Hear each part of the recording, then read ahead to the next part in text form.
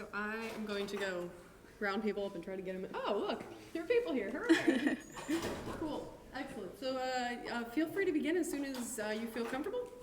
And I think people are going to be trickling in a little bit. I'm going to make one more announcement in the hallway, and then. Okay, cool. I guess I'll start because I'm not sure how long it's going to take, so I'm trying to make it quick. So hello, everyone. Thanks for coming. My name is Chaima, and I'm a PhD candidate at Northeastern University at the Computer Science program, and I will be talking about my experience designing games in academia. And I know that this can be different from school to school or program to program, but I will be talking from the challenges that I had throughout my PhD so far. So, and first, to go into that, I will start by stating the general problems that I've noticed in academia, whether in games or not, and then some of them are replicability issues. So if there are like studies in games or other about something, and then you want to verify if the results are correct or not, it's very hard to publish on that. So rarely people try to verify that, and so that creates problem in a lot of things. And then so also same thing with negative results. If you're trying to show something and then you spend a great amount of time working on that and then you can't find good results, then you can't really publish on that, which is a shame because people can use that to not make the same mistakes maybe or try different approaches. So that brought like a culture of publish or perish, and then it's like a very big emphasis on quantity over quality. You have to publish, you have to produce, and it's very stressful. And so also if you don't have money and you can't have grants for your projects just die. And there are more, this paper covers more of this if you are interested in problems in academia, but I can also give you the link later. But mostly for my personal problems was the grants and how the projects that I was working on were funded. And the funding agencies in general for games, they were interested in four main things. The first main thing is how the games can help military or defense, and then health, or how to help people exercise more or help people with disabilities. Then educational, and how can we teach people science and mostly STEM field related things. And finally, some human behavior. But in general, at least in what I was doing, there is rarely emphasis on how the games were made or how the design process affected the results or how any of that. It was very little emphasis on that. And so, and then they also like require things from you. You always have to produce some kind of results. So you have to have experiments using user data, and then you have to have some kind of novel results that come into peer-reviewed publications. And so, and that's fair that they want to know that you're not wasting their money and you're actually working on something useful. But then the problem, how does that affect games in general? The problem with having a valid experiment is that we need a control group and experimental group. And then we need a predictor, which is an independent variable. And then either you have two games where you have one version of the game that has one element missing or the other, and then you have to predict some sort of variable, which is an outcome that is dependent on that predictor. And then you have everything else that should be constant through it all. And then you have to have a random assignment of players, so then you can have generalizable results. But then how is this a problem? So what makes games fun and interesting is a lot of things, and everyone has their own reasons why they play games or why.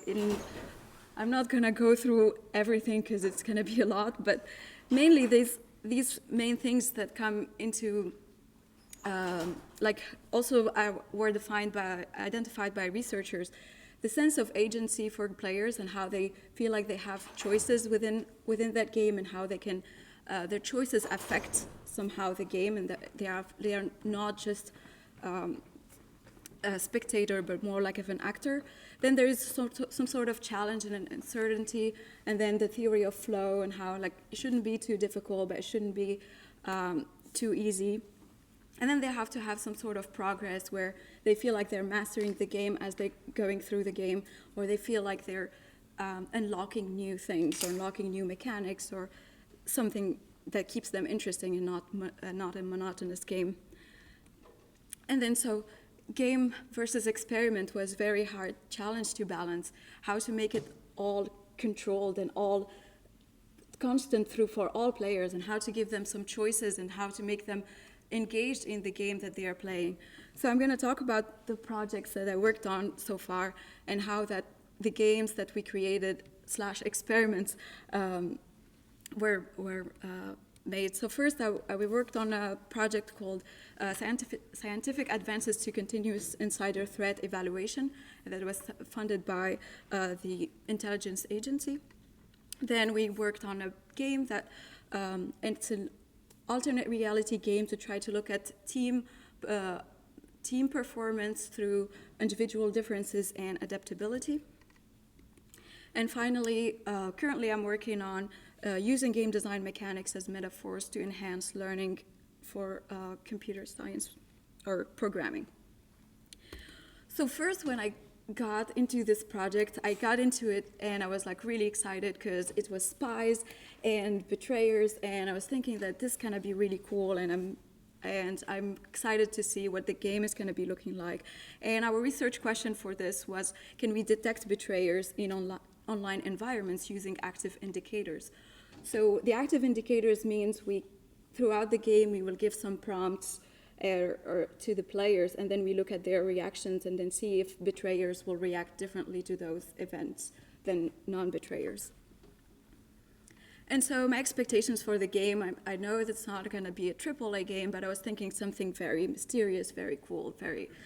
but then this was the reality of the game that we had. And this is like the chat area over there, and then players had to choose sort of what a stranger has chose to describe that picture. And then the game goes like this. You are on a team, and you're playing against a team, and the team you're playing against is fake, so we have control over that. And it's always constant for our players. Then you have 3 bot teammates, though they're all also constant. And then your team will choose a stranger, and then the other team will choose another stranger, and then you're trying to guess each other team's stranger through some clues, like we give them descriptions, and they try to guess what the stranger age and gender and everything like that. And so we have everything that is constant except for the player. Even the outcome of the game is constant, like the player will always, like the team of the player will always lose. And then a third way throughout the game, we ask the player if they would like to betray their team. So the idea is that we tested this game with Amazon Mechanical Turkers. I'm not sure if people are familiar with these. Are people familiar with? Not everyone, but these are type of workers that they are online, and you post this sort of experiment that you want them to participate in, and they will participate for money. So for this game, we have them paid $5, and we say that if their team wins, they will get extra $2 that we give either way because they're always losing. But we tell them throughout the game that if they betray their team, they will get automatically those $2, either whether their team wins or not. And so we see how many are betrayers. We had 3 groups. The controls, we don't give them the choice, and then betrayers and people who choose not to betray. And the challenges with this game is that they had to design a game, including logging data, including playtesting, data collection, analyzing that data, and write a report about it, all in 6 months. And there was 1 developer in the team, and the others were mostly researchers or data analysis people. So it was very hard, and that was why the game was not very So the other challenges that they had is when they tried to have a multiplayer game with real people, there were too much variety and it was harder to implement all the networking part of it. And it was longer time to find participants that will come there at the same time to play the same game. And we also had more variables to control for. We couldn't say whether people were reacting to our prompts or whether reacting to what other chat players have been talking about. And also there was no budget for art. That was why the game was looking so ugly. But the problems that we had is like we had very little variety in the game. And so the puzzles did not also make sense. So we couldn't tell if players were actually paying attention or not, because sometimes it didn't always make sense that they have to choose that or not. And some of the players were more chatty than others because we had the most variety in the chat, but then we couldn't really force them to talk, so some of them were more chatty and revealed more interesting patterns than others. But at least we had some great takeaways. It's like Amazon Mechanical Turkers were very different from other player base. We tried the game with students and it was a completely different experience. And so knowing where are you going to test your games is very important. And also, we should never underestimate people's ability to betray, because at first I was thinking, oh, nobody's going to betray their team for $2, but actually a lot of them did. And then they also, betrayers exhibited very interesting behavior. They chatted, like after they betrayed, they tried to chat more and try to be more nice and more involved in the game to try to still make the team win. For the research project too, we were trying to look also, we didn't give the choice for players to be betrayers or not. They were in a spy, they were playing as a spy, and they were an art detective who works as a day job as an art detective, but also has a side job that works for sort of mob and gives them inside information about stolen art. And so my expectations, again, I was thinking this nice detective game and all of that, but then the reality was something more like this. And at first this started as a prototype, but then at some point they were thinking of keeping this as the final version.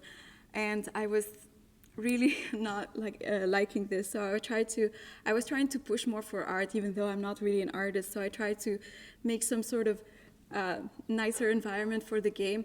And then the thing is, like, they liked the environment and they liked how the players reacted to the better environment. So they got a student artist who actually made it even better than I did. And it looked actually pretty nice by the end of the game.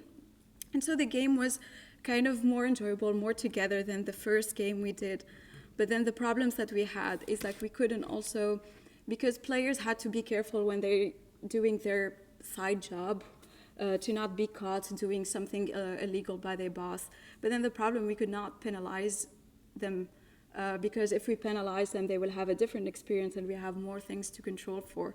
So some players, after a while, they realize that they're not penalized and they don't care about that anymore.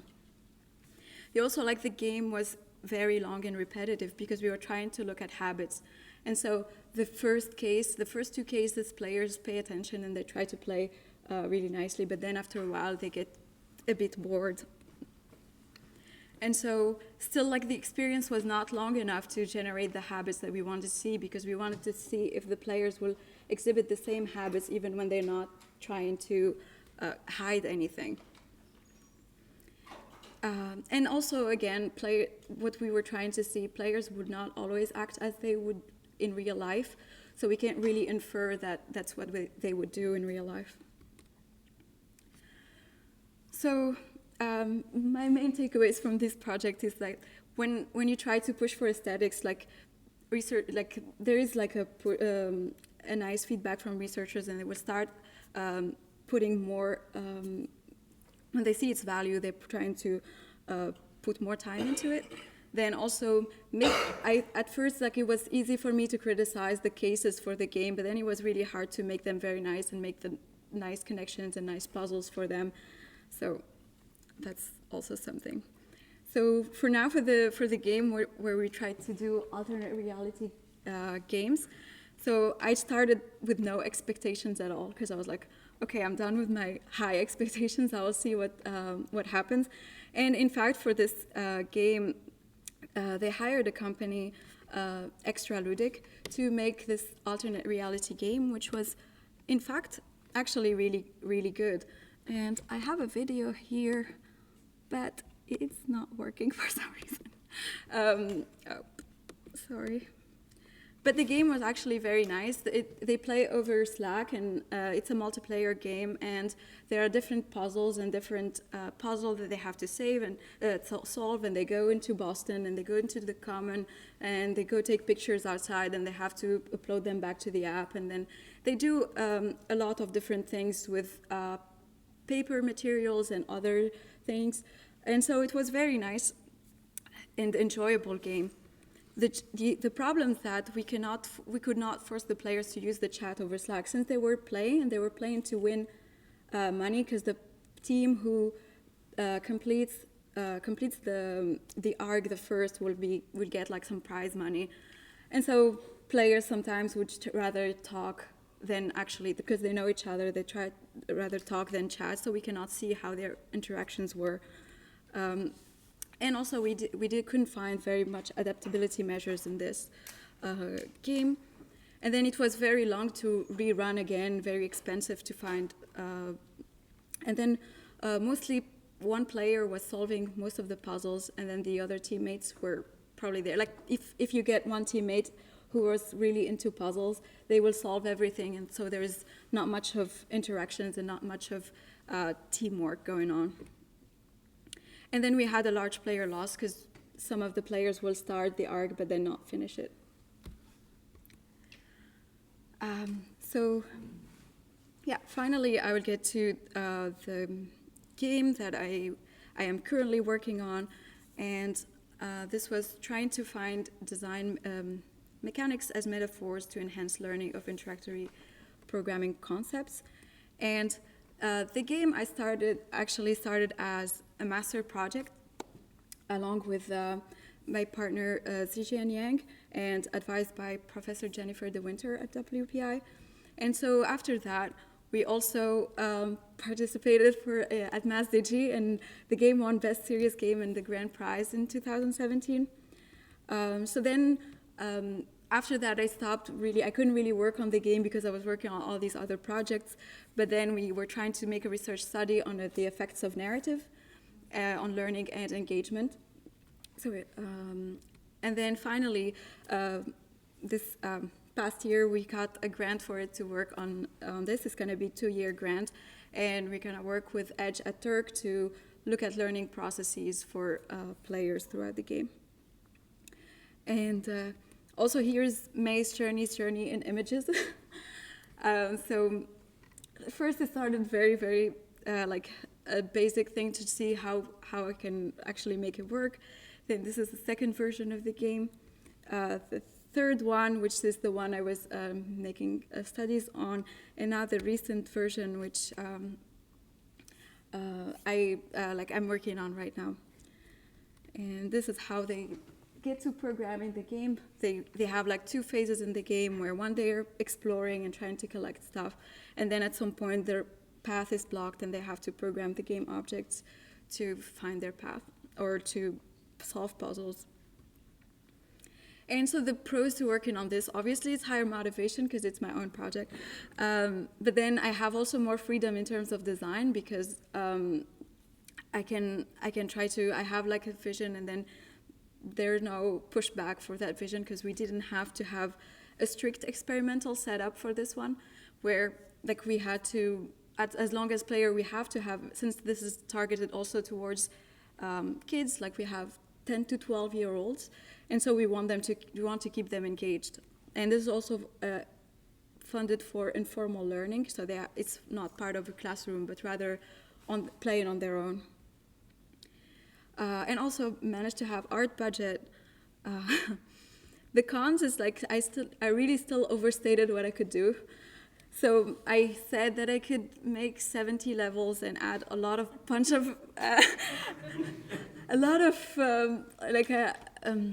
I said like I could do also a lot of cool features for the game. And I'm still like, we are 6 months in, and I feel like I'm 6 months behind. And there's also still a strong push for fast results in terms of learning outcomes. Even though the game is not finished, we have to have some sort of experiments and have to see the learning right now. So there's not enough time for whatever I wanted to do. And then there's very small development team, because there are a lot of people on the project, but they're mostly researcher and one developer. So after this complaining, I was thinking, so are there solutions for academia? What can we do? And I think first thing, we should stop promising things we know we can't really do in a certain time frame, because I think we all do it, and we all say the funding agency wants all of this, and we're like, yeah, we'll do it in 2 years, good. And so, as one wise man once said, scope. And also, I was, maybe we have to, for research papers that are related to games, we have to require a playable version submitted with the game. If we are making that game, we have to submit a playable version, or at least a walkthrough of the whole game that we made the players play, to be a part of the reviewing process. And maybe that will push to have better games, and people will realize that the games take more time it takes more time to make better games. Also, we should also be more honest about our design flaws when we write our papers, and we should maybe publish even papers about just those design flaws and how they affected our results, so then people try not to make the same mistakes, or try to keep that in mind for the next research. And yeah, thank you. I think I got faster than I thought.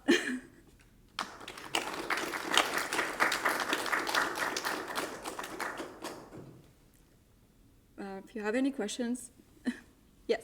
Is there a particular reason why there's pushback in academia against publishing negative results? Because I would think that publishing a negative result has just as similar level of value as publishing a positive result, because you know it's not that thing. Yeah, exactly. That's what I was thinking too. But mostly negative results are also, like, they see no results as not negative enough, or like of no value enough. Like, I did all this and I couldn't, like, say, I did all this study and I couldn't see anything. No good patterns, but no bad patterns. And those are considered, like, there's no value in your study. But there's still value, because then your variable that you varied, you know, is not the variable that you need to change the result. I know, right? but, Yeah. but that's so weird. I don't understand why there's so much pushback in academia when this is clearly something that's like, hey, don't do this thing because we tried it and it didn't work. Yeah, I still don't know. I'm still figuring that out. But it's just something that I noticed, and I had that problem in some of the things that I was trying to publish as well. Yes? Just a point on that, I guess plug for it. There are a couple journals that publish negative results, like the journal PLOS ONE was basically kind of founded in part as a response to that, and they're so a lot of journals are really selective, and they only want to publish the flashiest papers. But PLOS ONE's sort of ethos is that they will publish anything that had like a sound scientific basis, even if it was a negative result. So they are out there, but there's not as much support. Yeah. And also, obviously, your school and your advisor want you to publish in top conferences. Yep. In your experiments, do you, after like debriefing what the point of the experiment was, do you ever do like feedback on the game itself? So like what the participants found frustrating or challenging Yes. to help with? Yeah. Yes. So we asked them about the game itself, but most of the time, also, like, the thing is, like, also we know that the game is not ideal, but at some point it's like there is nothing much we can do with this time frame. So we try to at least remove everything that is game breaking or experience breaking UI issues, but the engagement comes really last, unfortunately. And also the one thing we noticed as well is like, I was curious that Amazon Mechanical Turkers were rating the game much better than any other player-based. And I was not sure because they are paid to do it, or like this kind of their. I mean, a lot of the other players we pay as well, but also sometimes their payment is also dependent on their performance. So sometimes they are scared that they're not going to get paid if they don't do a good job.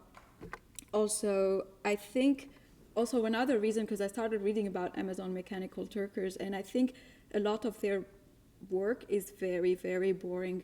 So this is like a break from that. This is still like more fun than any other work they would do on Amazon Mechanical Turk in general.